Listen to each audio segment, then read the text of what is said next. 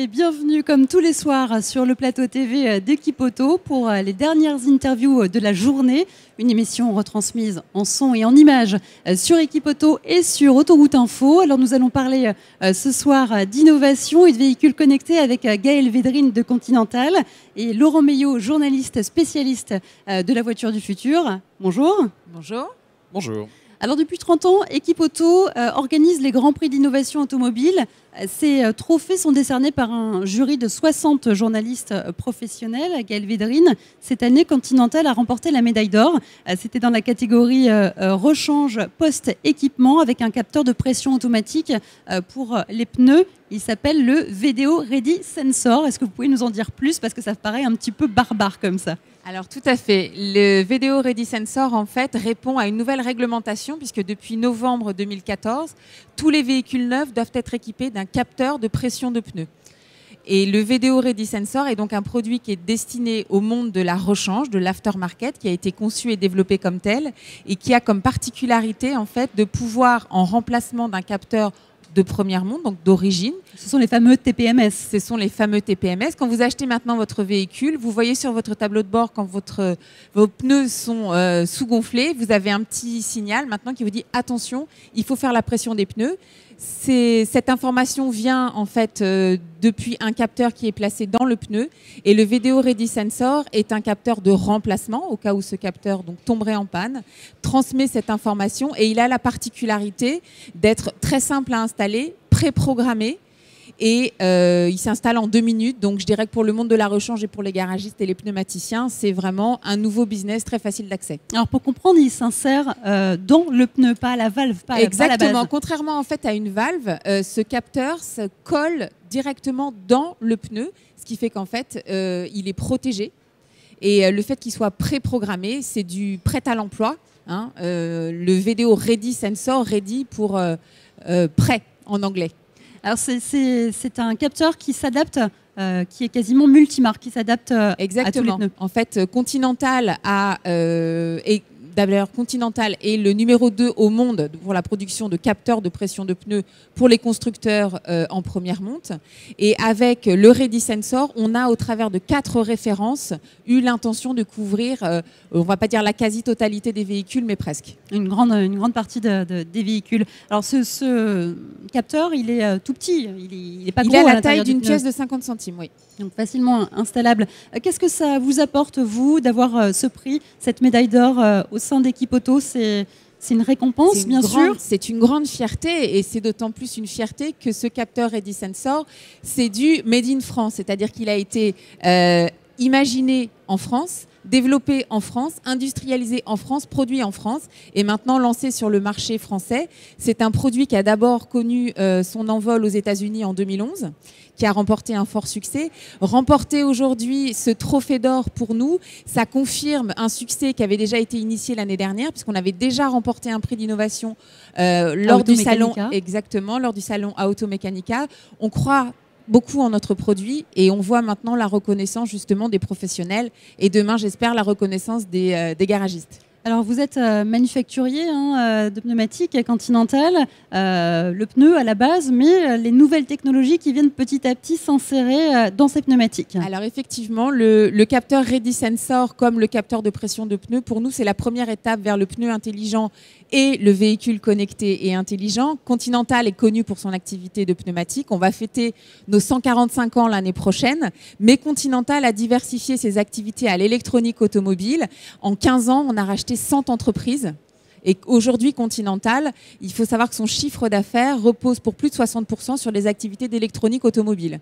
C'est la singularité aujourd'hui de Continental que de savoir, vous avez forcément dans votre voiture de l'électronique Continental. Alors justement, ça amène la transition vers vous, Laurent Meillot. Tout ce qui est véhicules connectés, c'est votre dada. Vous y connaissez, vous êtes expert en véhicules connectés. Cette grande thématique sur Équipe Auto du véhicule connecté, du véhicule autonome, qui va profiter de ce business? Qui profite déjà de ce business du véhicule connecté? Alors, ce qui est clair, c'est qu'avec les solutions que proposent les constructeurs automobiles, l'idée, c'est de faire un lien en fait avec le client en direct et surtout d'amener ses clients vers les ateliers. Donc, l'idée, c'est d'avoir un diagnostic préventif et donc anticiper sur la panne et surtout emmener donc les clients directement dans les réseaux de marque. Maintenant, il y a l'alternative que proposent certains acteurs. C'est le cas de Continental avec sa clé Bluetooth qui se branche sur la prise diagnostique, mais c'est pareil chez Actia, c'est pareil chez Noroto. Chez Noroto, le boîtier multimarque. Oui, tout à fait. Donc, c'est la tendance aujourd'hui. Donc, on branche en fait sur les voitures du parc existant, pour peu qu'ils soient assez récents, sur la prise diagnostique, un petit boîtier. Il communique en mode Bluetooth avec le smartphone. Et donc, sur mon écran, je peux avoir des informations qui me disent si effectivement je risque d'avoir une panne. Alors, qui va bénéficier du business par rapport à la voiture connectée? C'est une très bonne question. Bien sûr, les réseaux de rechange indépendantes se positionnent, comme Noroto, mais comme d'autres, et certainement dans les années qui viennent. Et puis, il y a aussi les assureurs. C'est une clientèle, j'allais dire, qui s'intéresse beaucoup notamment à l'espace start-up, qui est juste derrière nous, car il y a des jeunes pousses en fait qu'on retrouvera d'ailleurs demain sur le plateau d'Équipe Auto dans la conférence Voiture Connectée. Et là, dès lors qu'on peut faire du marketing prédictif sur comment se comportent vraiment les clients, comment ils conduisent avec des faits objectifs, monitorés par le système, eh bien ça intéresse beaucoup les assureurs et donc ça fait une couche en plus qui s'intéresse également bien sûr à ce business de la voiture connectée. Alors on disait les constructeurs, les garages type Noroto. Il y a également plusieurs manières de faire à la manière de start-up, vous en parliez, comme Tesla, des mises à jour. Alors Tesla, c'est un cas de figure différent, mais c'est très intéressant parce qu'ils sont inspirés de ce qui se fait dans les smartphones. Et c'est vrai que tous les 3-4 mois, il y a ce qu'on appelle des releases, des mises à jour, qui permettent d'avoir quelque chose en plus. Tesla, c'est vraiment l'exemple typique de la voiture qui s'améliore dans le temps. D'habitude, une voiture, elle se dégrade dans le temps. Tesla, c'est exactement l'inverse. Et donc, au fur et à mesure, on a des prestations en plus, l'affichage graphique qui peut changer, des prestations par rapport à la conduite autonome, par exemple. Aujourd'hui, les voitures dernièrement produites se voient greffer des capteurs.